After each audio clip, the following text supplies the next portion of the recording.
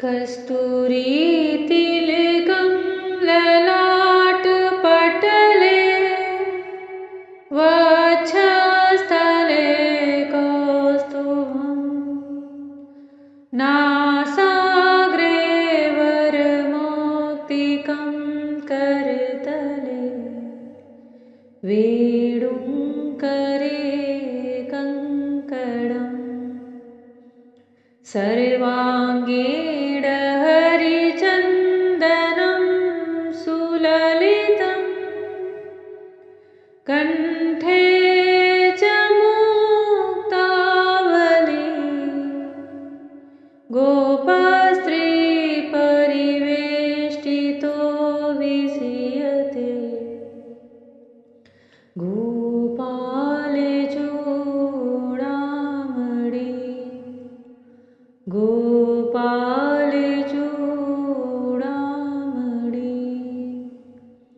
जय श्री कृष्णा मेरी soul family. आध्यात्म आपके अपने चैनल पर मैं नंदा आप सबका बहुत बहुत स्वागत करती हूँ।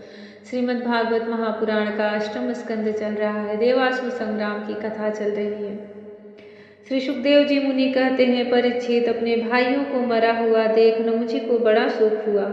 वह क्रोध के कारण आपे से बाहर होकर इंद्र को मार डालने के लिए जी जान से प्रयास करने लगा। इंद्र, अब तुम बच नहीं सकते। इस प्रकार ललकारते हुए त्रिशूल उठाकर वह इंद्र पर टूट पड़ा। वह त्रिशूल फौलाद का बना हुआ था, सोने के आभूषणों से विभूषित था और उसमें घंटे लगे हुए थे। नमुचि के क्रोध के मारे सिंह के समान गरज कर इंद्र पर वह त्रिशूल चला दिया। नमुचि ने क्रोध के मारे गरज कर सिंह के समान इंद्र पर वह त्रिशूल चला दिया। परीक्षित, इंद्र ने देखा कि त्रिशूल बड़े वेग से मेरी ओर आ रहा है। उन्होंने अपने बाणों से आकाश में ही उसके हजारों टुकड़े कर दिए और इसके बाद देवराज इंद्र ने बड़े क्रोध से उसका सिर काट लेने के लिए उसकी गर्दन पर वज्र मारा। यद्यपि इंद्र ने बड़े वेग से वह वज्र चलाया था, परंतु यशस्वी वज्र से उसके चमड़े पर खरोंच तक नहीं आई। यह बड़ी आश्चर्यजनक घटना हुई कि जिस वज्र ने महाबली वृत्रासुर के शरीर टुकड़े टुकड़े कर डाला था, नमुचि के गले की त्वचा ने उसका तिरस्कार कर दिया। जब वज्र नमुचि का कुछ न बिगाड़ सका, तब इंद्र उससे डर गए। वे सोचने लगे कि दैव योग से संसार भर को संशय में डालने वाली यह घटना कैसे हो गई। पहले युग में जब ये पर्वत पांखों से उड़ते थे और घूमते फिरते भार के कारण पृथ्वी पर गिर पड़ते थे, तब प्रजा का विनाश होते देखकर इसी वज्र से मैंने उन पहाड़ों की पांखें काट डाली थी। त्वष्टा की तपस्या का सार ही वृत्रासुर के रूप में प्रकट हुआ था, उसे भी मैंने इसी वज्र के द्वारा काट डाला था। और भी अनेकों दैत्य जो बहुत बलवान थे और किसी अस्त्र शस्त्र से जिनके चमड़े को भी चोट नहीं पहुंचाई जा सकी थी, इसी वज्र से मैंने मृत्यु के घाट उतार दिए थे। वही मेरा वज्र मेरे प्रहार करने पर भी इस तुच्छ असुर को न मार सका, अतः अब मैं इसे अंगीकार नहीं कर सकता। यह ब्रह्म तेज से बना है तो क्या हुआ, अब तो निकम्मा हो चुका है। इस प्रकार इंद्र विषाद करने लगे। उसी समय यह आकाशवाणी हुई, यह दानव न तो सूखी वस्तु से मर सकता है न गीली से। इसे मैं वर दे चुका हूँ कि सूखी या गीली वस्तु से तुम्हारी मृत्यु न होगी। इसलिए इंद्र, इस शत्रु के मारने के लिए अब तुम कोई दूसरा उपाय सोचो। यह दानव न तो सूखी वस्तु से मर सकता है न गीली से। इसे मैं वर दे चुका हूँ कि सूखी या गीली वस्तु से तुम्हारी मृत्यु न होगी। इसलिए इंद्र, इस शत्रु को मारने के लिए अब तुम कोई दूसरा उपाय सोचो। उस आकाशवाणी को सुनकर देवराज इंद्र बड़ी एकाग्रता से विचार करने लगे। सोचते सोचते उन्हें सूझ गया कि समुद्र का फेन तो सूखा भी है, गीला भी, इसलिए न उसे सूखा कह सकते हैं न गीला। अतः इंद्र ने उस न सूखे और न गीले समुद्र फेन से नमुचि का सिर काट डाला। उस समय बड़े बड़े ऋषि मुनि भगवान इंद्र पर पुष्पों की वर्षा और उनकी स्तुति करने लगे। गंधर्व शिरोमणि विश्वावसु तथा परावसु गान करने लगे। देवताओं की दुदुम्बियां बजने लगी और नर्तकियां आनंद से नाचने लगी। इसी प्रकार वायु, अग्नि, वरुण आदि दूसरे देवताओं ने भी अपने अस्त्र शस्त्रों से विपक्षियों को वैसे ही मार गिराया जैसे सिंह हरिणी को मार डालते हैं।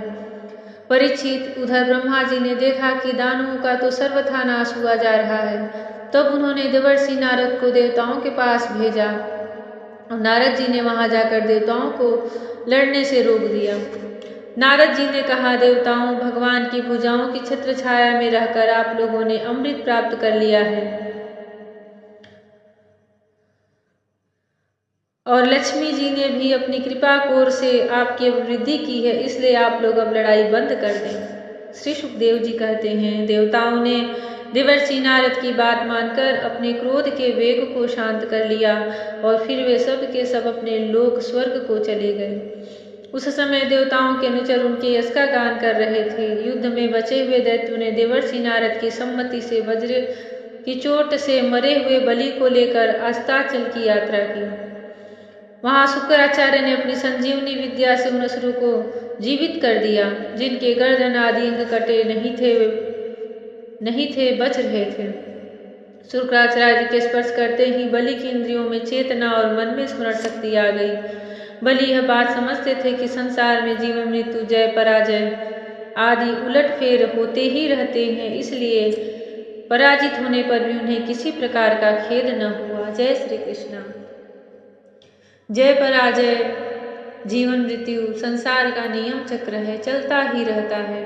परंतु इस माया मोह जगत में जो भगवान श्री हरि का चरण पकड़ ले, शरण ग्रहण कर ले, उनकी अहेतु की कृपा प्राप्त कर ले, समझिए उसका जीवन सार्थक हो गया, उसका जीवन सफल हो गया।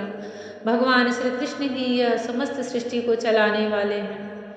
वह जागृत, स्वप्न, सुषुप्ति किसी भी अवस्था उनसे परे नहीं है, वह उन सब से परे है।